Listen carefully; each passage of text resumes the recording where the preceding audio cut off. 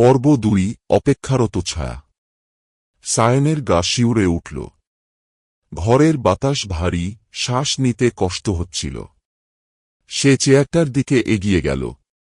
আলো কম, তবুও দেখতে পেল চেয়ারে বসে থাকা লোকটির গায়ে একটি কালো চাদর ঢাকা। মুখ দেখা যাচ্ছে না, মাথাটা সামান্য নিচু। হঠাৎই কানে এল এক অদ্ভুত কণ্ঠস্বর। তুই ফিরে এলি? সায়নের দম বন্ধ হয়ে এল। তার মাথার ভেতর নানা স্মৃতি ছুটে বেড়াতে লাগল। ছোটবেলায় কি এই দরজার কথা শুনেছিল? এই ঘর কি আগে কখনো দেখেছে? চেয়ারে বসা লোকটি আস্তে আস্তে হাত তুলল। আঙুলগুলো অস্বাভাবিক লম্বা, কালচে রঙের, যেন পোড়া মাংস।